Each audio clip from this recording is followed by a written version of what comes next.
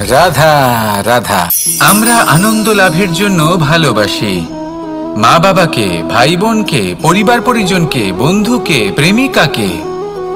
আমরা চাই যে সকলে যেন আপন হয়ে থাকেন, আমাদের কাছে থাকেন। কিন্তু মানুষের একটা প্রবৃত্তি আছে যে তিনি যা লাভ করে ফেলেন তার মূল্য তিনি বুঝতেই পারেন না।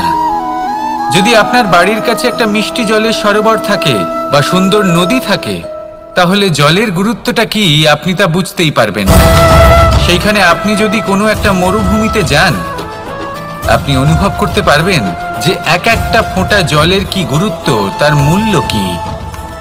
সুখের মুহূর্তে যদি আপনজনদের মনে রাখেন, তবে দুঃখের মুহূর্ত নিজে থেকেই দূরে সরে যাবে।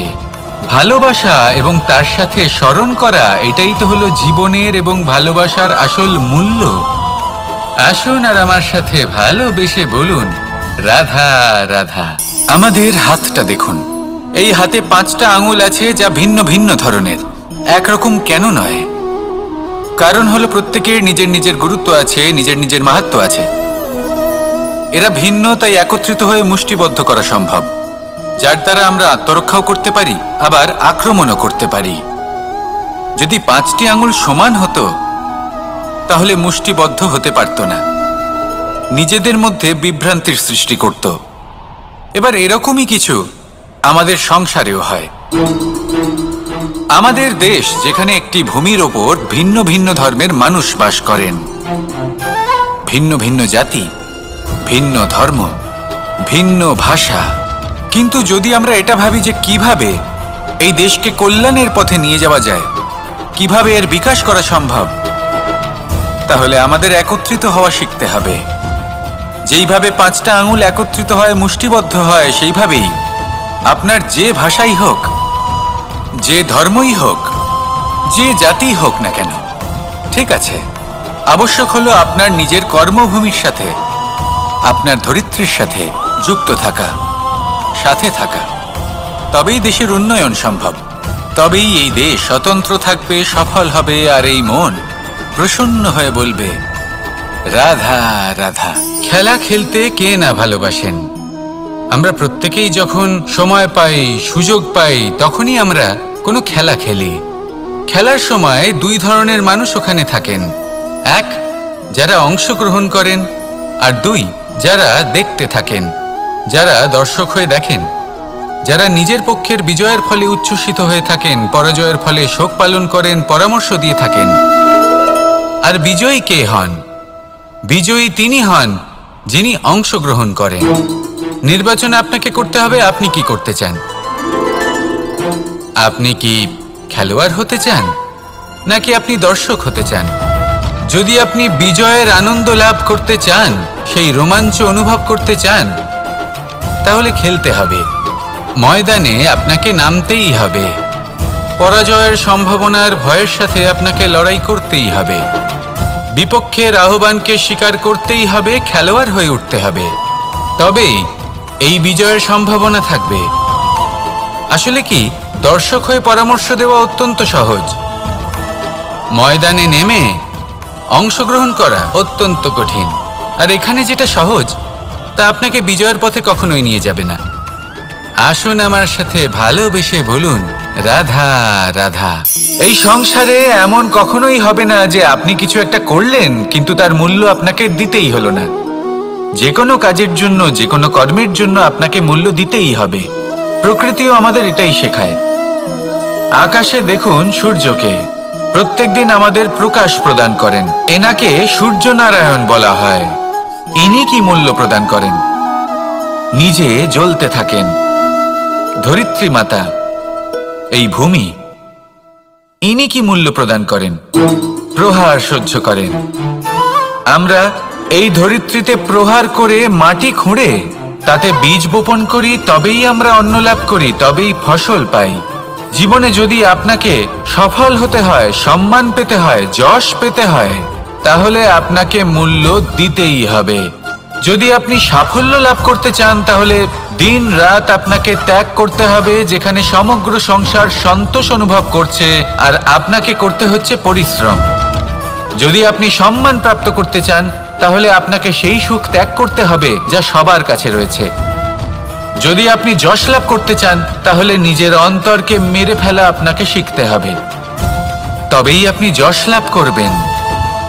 জীবনে শুধুমাত্র ধন মূল্যবান নয়, কিন্তু এই যে মূল্যের কথা আমি বলছি সেটা যদি আপনি দিতে পারেন তাহলে নিশ্চিত রূপে এটা আপনাকে আরো মূল্যবান করে তুলবে, নিশ্চিত রূপে গড়ে তুলবে।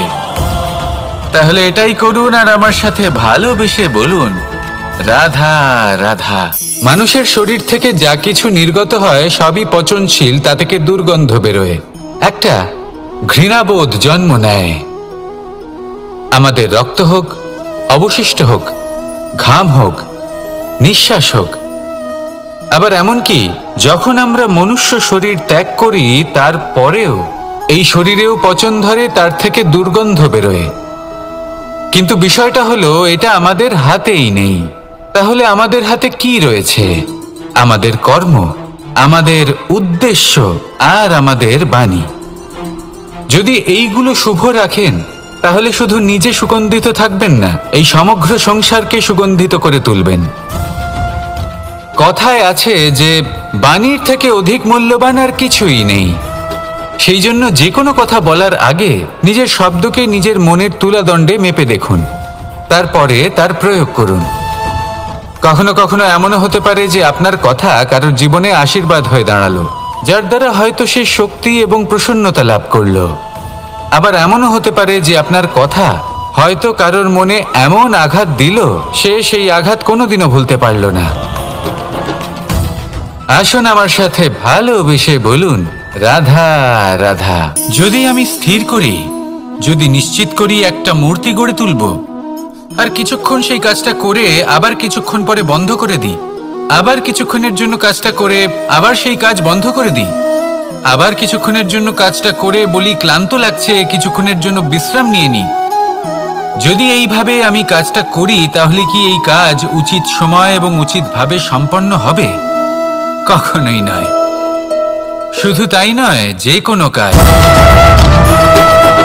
যদি পূর্ণ করতে হয়, উচিতভাবে করতে হয়, উচিত সময়ের মধ্যে করতে হয়, তাহলে প্রয়োজন সততার এবং অখণ্ড প্রচেষ্টার। সততা ছাড়া আপনি যে কাজই করুন না কেন, উচিত সময় তা সম্পূর্ণ হবে না, আর মনোবাঞ্ছিত ফল আপনি কখনোই পাবেন না। তাই যে কাজই আরম্ভ করুন না কেন সততার সাথে এবং অখণ্ড প্রচেষ্টার সাথে করুন, তখনই কর্ম এবং তখনই এই জীবন সফল হবে এবং এই মন প্রসন্ন হয়ে বলবে, রাধা রাধা। কেউ আমাকে মাখন চোর বলেন, কেউ বা আমাকে মুরলী মনোহর বলেন, কেউ আমাকে যুদ্ধ বিমুখ বলেন, কেউ বা আমাকে সুদর্শনধারী বলেন, কিন্তু আমি আসলে কে? আসুন, আজ আমি আপনাকে আমার আসল পরিচয় জানাবো। বাড়িতে সুস্বাদু মাখন থাকা সত্ত্বেও গোপীদের কাছে সুমধুর ভালোবাসাপূর্ণ বকুনি খাওয়া যে ভালোবাসে, সেই হলো কৃষ্ণ।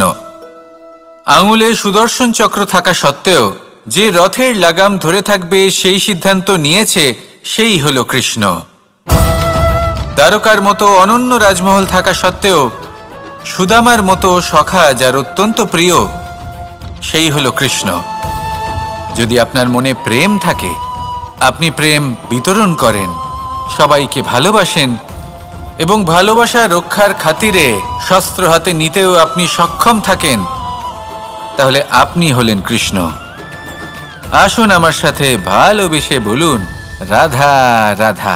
ব্যায়াম, এই শব্দ আমরা সকলে শুনেছি, আর এটা সারা জীবন আমাদের সাথেই থাকে কোনো না কোনো রূপে। যখন আমরা জন্মগ্রহণ করি, চলতে শিখি, প্রথমে আমরা হামাগুড়ি দিয়ে চলি, পরে চলতে চেষ্টা করি কিন্তু পড়ে যাই।